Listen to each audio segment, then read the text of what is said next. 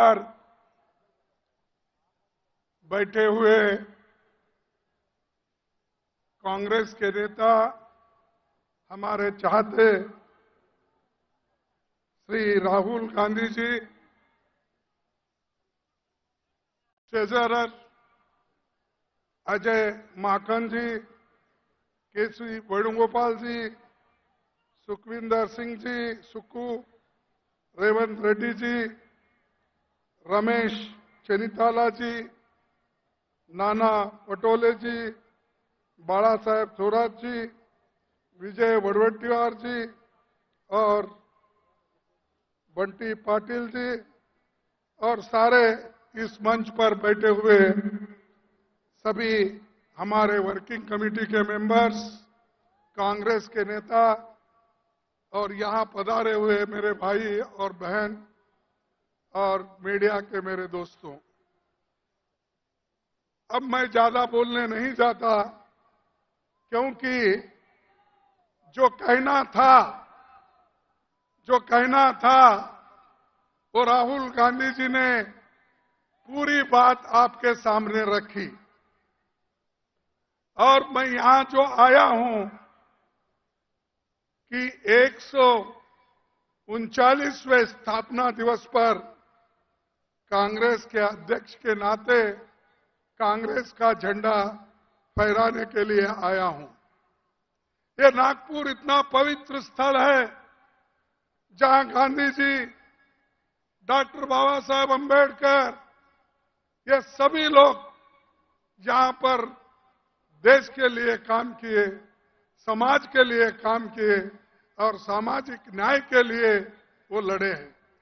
ऐसे एक पवित्र स्थान पर हम आए हैं और हमको ये लगता है कि अगर कोई देश के लोग प्रेरणा ले सकते हैं वो सिर्फ नागपुर से ले सकते हैं।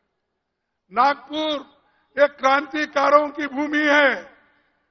इसी भूमि पर बाबा साहब अम्बेडकर ने लाखों लोगों को अपने विचारधारा में लाया और उनको सभी को एक सामाजिक न्याय दिलाया।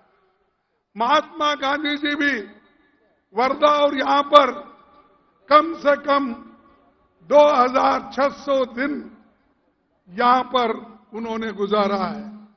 करीब 7 साल उन्होंने मेहनत की। देश को आजादी दिलाने के लिए उनका काम यहां बहुत बड़ा है। देश के कोने कोने से लोग यहां आकर उनका सलाह लेते थे और देश को आजादी दिलाने के लिए क्या करना, इस विचारधारा का यहां पर बात होती थी।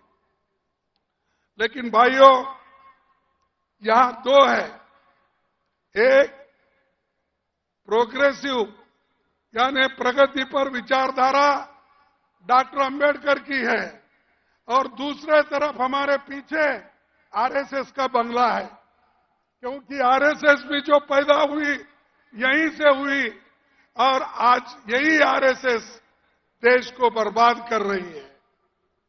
मोदी आरएसएस का झंडा लेके आगे जा रहे हैं और उसके पीछे आरएसएस है। इसीलिए आप सोचना चाहिए, आपकी बड़ी जवाबदारी है। जब तक आप नहीं उठेंगे तब तक ये जो समानता का एक झंडा है ये आप नहीं फहरा सकते हैं। तो भाइयों, मैं यहां से इतना सबको विनती करूंगा कि पिछले 10 साल में देश में भाजपा और राष्ट्रीय स्वयंसेवक ये देश को तंग कर रहे हैं और ये जो संघ की सरकार है, अगर इसको नहीं रोक सके तो देश बर्बादी की ओर जाएगा और लोकतंत्र खत्म हो जाएगी।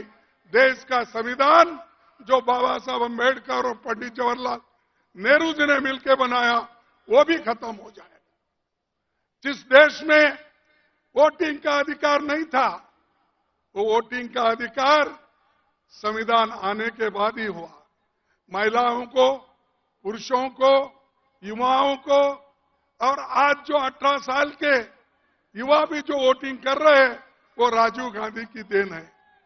ऐसे चीजें कांग्रेस पार्टी ही कर सकती है, दूसरा कोई नहीं कर सकता। बाकी के लोग सिर्फ अपना संपत्ति कैसा बढ़ा लेना, संपत्ति को कैसा बचाना और संपत्ति को और 10 गुना करना, ये उनका काम है। लोग ये कहते हैं और बार बार मोदी जी और उनके लोग देश की प्रगति हो गई, हम आने के बाद देश आगे बढ़ रहा है। अरे भाई, क्या आजादी 2014 में ही मिली है? क्या मोदी आने के बाद आपको आजादी मिली है? मोदी आने के बाद ही आपके स्कूल खुल गए हैं। मोदी आने के बाद भी रेल चल रहा है। मोदी आने के बाद भी मेडिकल कॉलेज चल रहे हैं। अरे मोदी, ये तो सब मिलने के बाद वो आज उस गति पे बैठे हैं।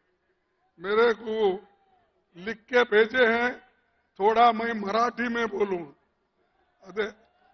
अरे भाई, मी मराठीत बोलतोय, नाही म्हणून नाही, पण माझी विचारधारा जे आहे ते जवाहरलाल नेहरूच्या विचारधारेवर आणि बाबासाहेब आंबेडकरच्या विचारधारेवर, महात्मा फुलेच्या विचारधारावर आम्ही चालतो। पण मोदीजी कुणाच्या विचारधारेवर चालतात?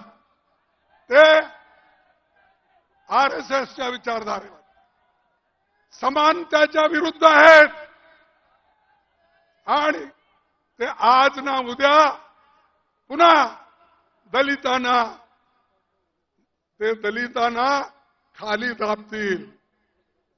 कारण स्कॉलरशिप बंद आहेत, बोर्डिंग्स बंद आहेत, शाळाला जे ग्रँट द्यावं ते देत नाहीत, लोकांचे, मुलांचे, युवाचे सगळे आज स्कॉलरशिप बंद झालेले आहेत।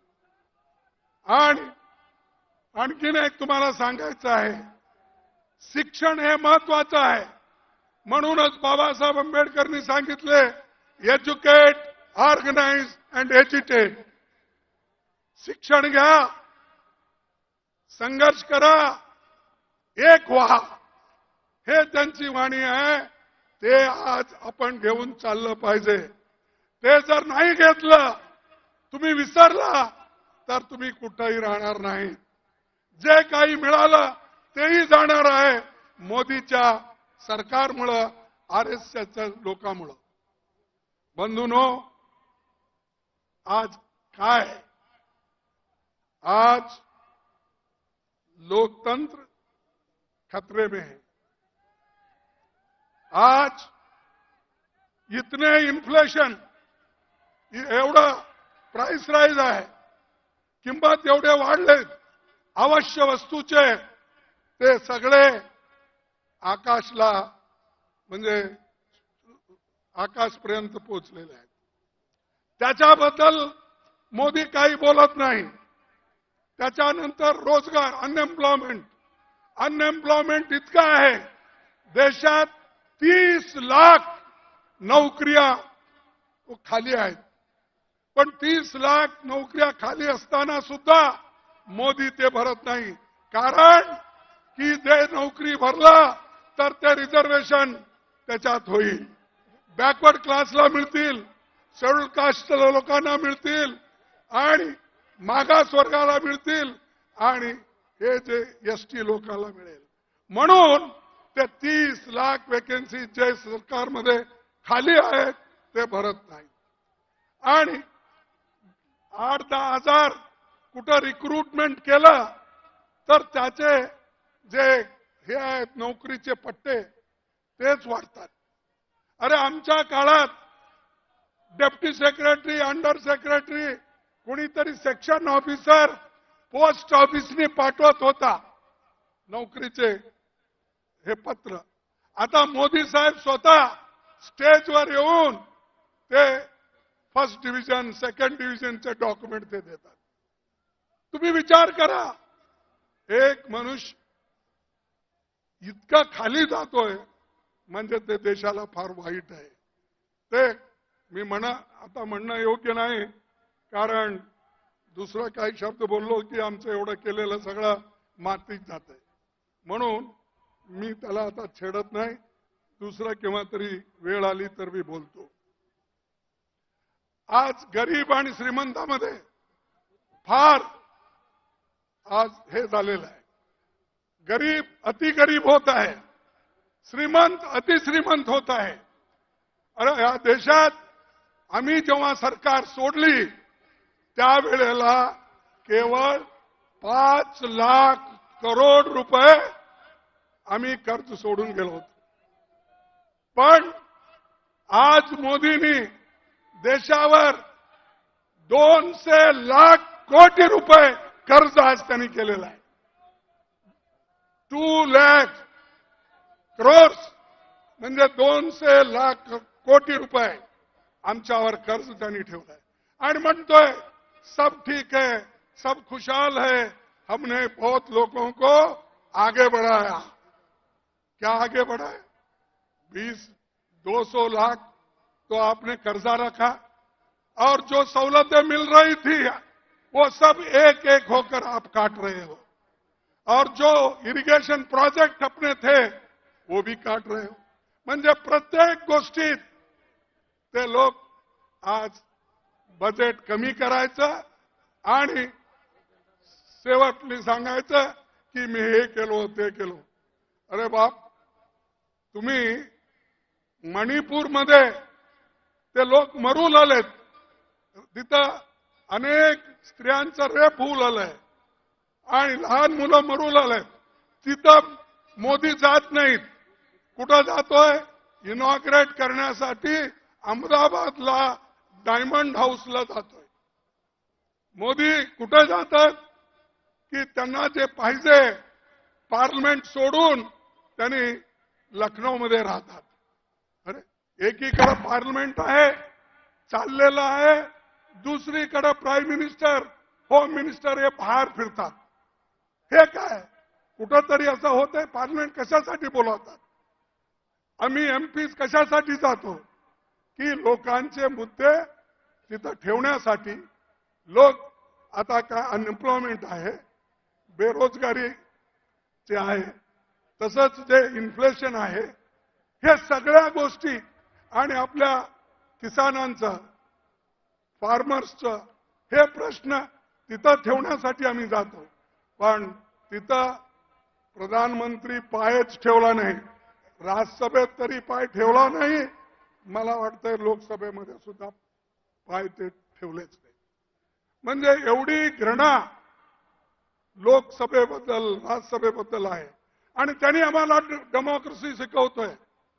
अरे डेमोक्रेसी प्रकार तुम्ही आत येत नाही आणि जे लोक पार्लमेंटमध्ये येऊन जे गॅस सोडले, वरून उडून आले, ते कसं आले, कोण आणलं?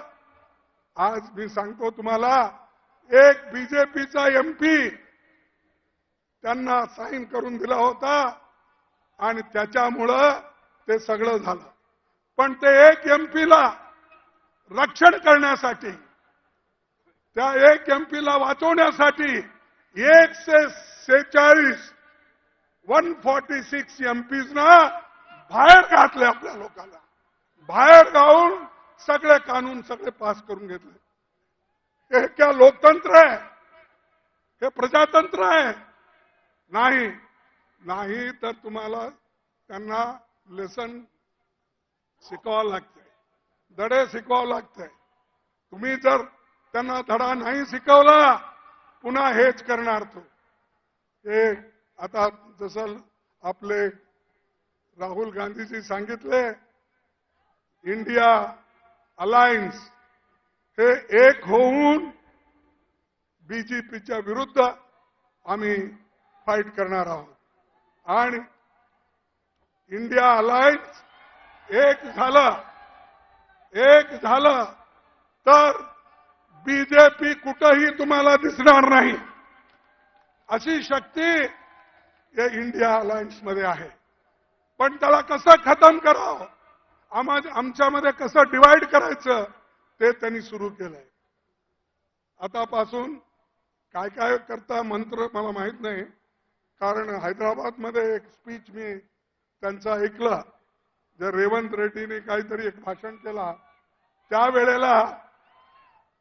त्यावेळेला त्यानं सांगितलं, राजस्थानमध्ये त्यांनी सांगितलं जर तिथला गहलोत हा जादूगार आहे तर मी चमत्कार करणारा माणूस असं त्यांनी सांगितलं. म्हणजे त्यांनी सगळ्यांना कोणत्याही रीतीने दाबून ठेवण्याचं काम करतोय, खोटं बोलतोय आणि त्याच्यासारखं खोटं बोलणारा माणूस कुठेही तुम्हाला मिळणार नाही. काय केलं त्यांनी सांगितलं तुम्हाला 2-2 कोटी नोकरी प्रतिवर्ष देतो म्हणला की नाही? मग मिळाले. कसं मिळत नाही हो? का तो प्रधानमंत्री आहे खोटं बोलतोय? 15 लाख रुपये तुम्हाला देतो म्हणला, दिला नाही दिला. मग का प्रधानमंत्री खोटं बोलतोय का आम्ही सांगणारे खोटं बोलतोय? आणि हेच पार्लमेंटमध्ये असं सांगतोय. आता पुन्हा एक नवीन चमत्कार करू लागलाय. आता सगळं सोडून, काम सोडून, लोकांचे कठीणाई सोडून, आमच्या किसानचे मुद्दे सोडून, अनएम्प्लॉयमेंटचे मुद्दे सोडून आता सगळं देवाकडे लागलाय. देवाकडे लागून ह्या इलेक्शनमध्ये ते सगळं एक एक करून भजन करत तुमच्याकडे येईल. तर बंधूंनो, तुम्ही त्या कशालाही बघू नका. देशासाठी, देश वाचवण्यासाठी तुम्हाला इंडियाला महत्व द्यायचं आहे. देशाला वाचवणं, संविधानाला वाचवणं, लोकतंत्राला वाचवणं हे तुमचं आधी कर्तव्य आहे. हे जर उरलं किंवा याला तुम्ही जर वाचवलं तर सगळं वाचतंय. त्यासाठी मी जास्त बोलत नाही, कारण यांच्या काळात मी जास्त सांगत नाही. आणि मीडियाच्या लोकांना सांगितलं, सर राहुल जी इनको पाप कहने से कुछ नहीं होता. ये मीडिया के लोग जो है ना, ये काम करने वाले हैं. इनके पीछे जो है ना उनको पकड़ना पड़ता हमको. इनके पीछे जो कॉरपोरेट कंपनीज है ये तो पाप मजदूर है, सैलरी लेने वाले हैं. नहीं तो उन्होंने अगर रिपोर्टिंग ठीक नहीं करे तो दूसरे दिन निकाल देते हैं. तो वो डर के वो मालिक जो बोलता वही लिखते हैं. तो इसीलिए हमको यही कहना है कि यहां करके कॉरपोरेट कंपनियां, अमीर लोग जो कांग्रेस को खत्म करने के लिए मोदी को सपोर्ट कर रहे हैं, मोदी को फंड दे रहे हैं, उसके तरफ हमको देखना है. तो इससे मैं ज्यादा सवाल नहीं उठाता हूं.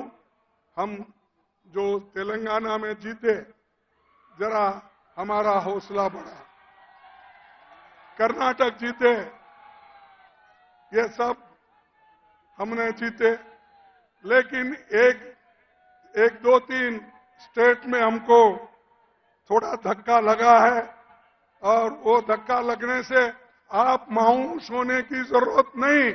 हिम्मत रखो, हम लड़ेंगे, किसको डरेंगे नहीं. डरने का सवाल नहीं.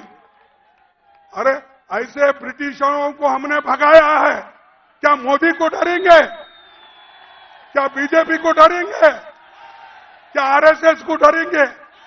अरे वो लोग तो डर के ब्रिटिश के गवर्नमेंट में काम करते थे, वो लोग डर के उनके साथ दोस्ती की है, ये डर के माफी नामा मांग लिए। तो ये लोग डरपुक है, ऐसे लोगों के खिलाफ लड़ना, आप तो बहादुर लोग हैं। और जैसा कि अभी राहुल गांधी जी ने कहा, आप तो शेर है, बब्बर है, लेकिन शेर कभी घास खाता है नहीं, तो शेर है आप। तो इसलिए भाइयों, मैं ज्यादा चीजें आपके सामने नहीं रखना चाहता। जो चीजें पार्लियामेंट में भी घटे, और आज हमको ब्लेम करते हैं, मोदी ये ब्लेम करते हैं कि कांग्रेस वाले, अपोजिशन वाले पार्लियामेंट में नहीं आ रहे। अरे पार्लियामेंट के बाहर निकालने वाले ही आप हो, हमको बात करने के लिए नहीं देते। हमने सिर्फ इतना ही पूछा, जो दो चार लोग अंदर आ गए, वो कैसा आए, क्यों आए, उसके पीछे कौन है। अगर उसके जगह आज बीजेपी के एमपी के बजाय कांग्रेस का एमपी अगर कोई होता तो हमको कलंकित करते थे, बदनाम करते थे। लेकिन ये लोग एक एमपी को बचाने के लिए 140, 147 लोगों को इन्होंने बाहर डाला। ठीक है, हम लड़ेंगे और लड़ते रहेंगे। उसके बाद में जितने काले कानून जो हमारे लोगों के खिलाफ है, वो क्रिमिनल लॉ हो या दूसरा, वो ब्रिटिशर का नाम बोल के ये कर रहे हैं। भाई आपको सपना अभी गिरा क्या? जब वाजपेयी थे 6 साल आपने हुकूमत की, क्यों नहीं उस वक्त ये कहा आपने नहीं किया? और 9 साल आप हुकूमत में, उस वक्त आपको याद नहीं आया? अब इलेक्शन आ रहे, कुछ ना कुछ करना आप करते जा रहे हो, लेकिन लोग इसको स्वीकार नहीं करेंगे। लोग याला स्वीकार करणार नाही। हे नुसतं माणूस खोटं बोलणार आहे, आणि किती दिवस असं खोटं बोलेल। आणि लोक, मी ते नांदेडमध्ये एकदा सांगितलं होतं, त्यांचं तत्व काय, खोटं बोला पण रेटून बोला। असं म्हणजे बोलो, झूठ बोलो, दबा के बोलो, ये मोदी का है। और हमेशा ये वो कहते हैं, अगर कोई भी वायदा करते हैं, वो वायदे का उन्होंने बार बार जिक्र करते थे। फिर थोड़े दिन के बाद वो कहते थे कि ये जो हमारी बात है वो चुनाव में बोले, ये कहते थे। इसीलिए मैं एक मुद्दा आपके सामने रख रहा हूं। आने वाले चुनाव में हमारे को इंडिया अलायंस को या कांग्रेस पार्टी को शक्ति मिला, आपने शक्ति दिया, तो हम न्याय स्कीम को इंप्लीमेंट करेंगे। हमको शक्ति मिलने के बाद गरीबों के लिए न्याय स्कीम दिलाएंगे, और कम से कम 60-70 हजार रुपए हमारे महिलाओं को बराबर हम देने की व्यवस्था करेंगे और उसको आगे बढ़ाएंगे। मैं इसलिए बोल रहा हूं कि अगर हम महिलाओं को सशक्त नहीं करें और उनके हाथ में पैसे नहीं गए, तो अपने बच्चों को, बाल बच्चों को, बच्चों का फीस का, ये सब वो जो ठीक से महिला करती है, पुरुष भी करते हैं, जरा कम करते हैं। इसीलिए हम एक वायदा करते हैं, आने वाले चुनाव में हमारी शक्ति, आप शक्ति हमको दो, हम ये जो न्याय स्कीम है उसको हम लागू करेंगे। कौन सा स्कीम? अरे वो पैसे लेने को भी आपकी आवाज कम है। न्याय स्कीम हम जो कहे हैं वो करें, बोले तैसे चाले त्यासी बंधावे। हाँ, हम तो जो बोलना है वो बोलते हैं और करते भी है। तुम उनकी बात नहीं सुनते हो। इसीलिए मैं ज्यादा न बोलते हुए मैं इतना ही कह के मेरे बात को समाप्त करता हूं। और राहुल जी जो लंबी बात करे, हाँ, और उन्होंने जो हमको बताया उसको मैं उनको धन्यवाद देता हूं और एक अपील करता हूं। साथियों, 139 साल पुरानी कांग्रेस पार्टी का बहुमत गौरवशाली इतिहास है। आप लोग और आपके पूर्वज तमाम ऐतिहासिक घटनाओं के साक्षी रहे हैं। इस मौके पर मैं देश भर के कांग्रेस जनों से अपील करता हूं कि वे पार्टी से जुड़े विभिन्न भाषाओं के पुराने साहित्य, फोटो, महत्वपूर्ण नेताओं के पत्र और ऐतिहासिक दस्तावेज को पार्टी के दिल्ली हेडक्वार्टर में स्कैन करके भेजें। उनको वेरीफाई करके चुनिंदा दस्तावेजों को हम कांग्रेस के आर्काइव में रखेंगे। जिनसे दस्तावेज मिलेंगे उनका नाम भी लिखेंगे। ये इतिहास के पन्नों में जाएगा। जो भी आपके पास कांग्रेस के बारे में लिखे हुए कागज है, जो महात्मा गांधी जी के हो, पंडित जवाहरलाल नेहरू जी के हो, वल्लभ भाई पटेल के हो, अब्दुल कलाम आजाद के हो, किसके भी हो, जैसा कि यहां पर 3 तो हमारे अधिवेशन हो गए और फैजपुर जो वहां पर भी एक नेहरू जी के नेतृत्व में फैजपुर में भी एक अधिवेशन हुआ। उस अधिवेशन में जो आंखों देखी हालात उस वक्त के जो लिखा पड़ी है, अगर किसी के पास भी है तो आप हमको भेज दीजिए ताकि हम कांग्रेस ऑफिस में जो हमारा नया बिल्डिंग बन रहा है उसमें रखेंगे। आगे आने वाले बच्चों को एक मार्गदर्शन होगा। इतना कहते हुए मेरे बात को समाप्त करता हूं। जय हिंद। और नए साल का आप सबको मुबारक शुभकामनाएं हो। और आखिरी में यही कहूंगा कि आप एक होकर काम करेंगे और गरीबों को बचाएंगे। जय हिंद, जय हिंद, जय हिंद। ये सामने के लोग पहले बहुत पुकारते थे, अब कम हो गया। जय कांग्रेस, जय कांग्रेस, जय कांग्रेस। आप सभी को धन्यवाद और जय भीम। खरगे साहेब, आपलं खूप खूप आभार। आता आमंत्रित करतो काँग्रेस विधिमंडळाचे नेते बाळासाहेब थोरात यांना। ते आभार प्रदर्शन करतील। बाळासाहेब थोरात। काँग्रेस स्थापना दिनाच्या निमित्तानं नागपूर येथे होत असलेल्या आजच्या महारॅलीसाठी